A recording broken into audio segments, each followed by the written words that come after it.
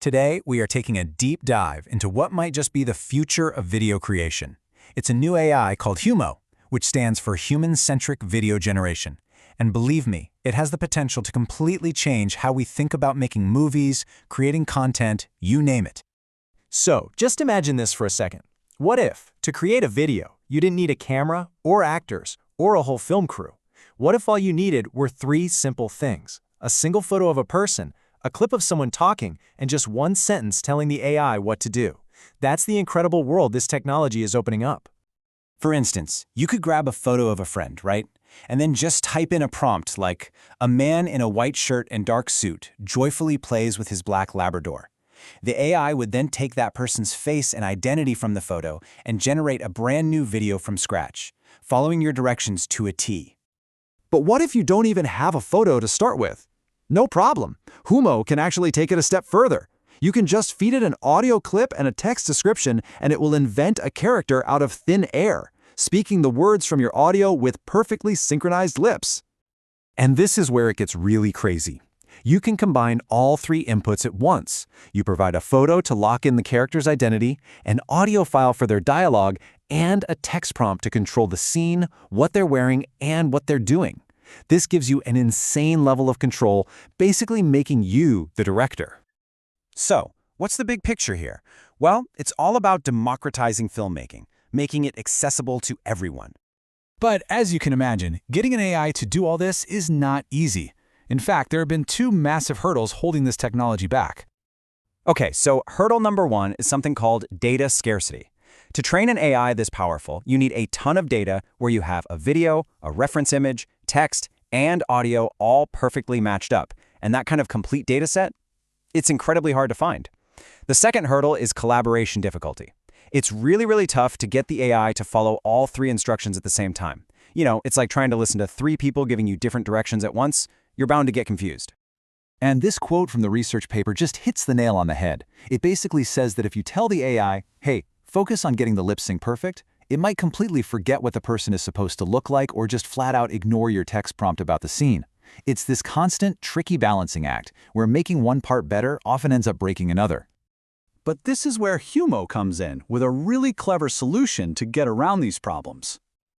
The secret sauce here is a method they call progressive training. Instead of just throwing all three commands at the AI and hoping for the best, they teach it in two distinct stages.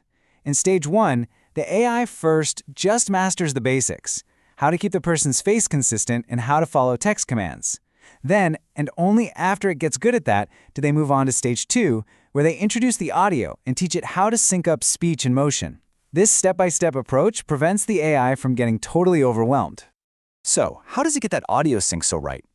With this brilliant little trick called focus by predicting.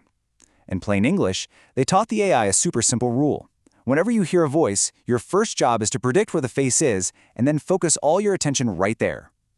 It's like telling the AI to automatically zoom in on the speaker's mouth, which ensures the lip sync is super precise without messing up the background or the rest of the scene. All right, the theory sounds fantastic, but does it actually work in practice? Let's take a look at how it stacks up against the competition. First up, we have a subject preservation test. The input is simple: a photo of a man and a text prompt that says he gracefully puts on deep brown leather gloves. The goal here is pretty straightforward. Can the AI create a video of the exact same person doing that specific action? So how did the other leading models do? Well, not so great. As you can see, the person's face tends to change and morph into someone else, what the researchers call identity drift. Or even worse, the AI creates these bizarre, glitchy visuals, like distorted hands when it tries to animate the action. Now, look at what HuMo does. It is a night and day difference. The man in the video is clearly the same guy from the photo, and he performs the action smoothly, with no weird visual artifacts. The consistency is just on another level. And the numbers absolutely back this up.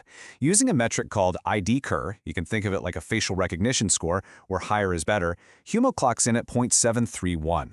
That is significantly higher than its rivals, which is quantitative proof that it's just way better at remembering who the subject is supposed to be. Okay, let's move on to the next big challenge. Can it handle audio sync and text commands at the same time? For this test, the model's got a reference photo, an audio clip, and a really specific prompt: a man in a checkered shirt plays a silver guitar in a recording studio.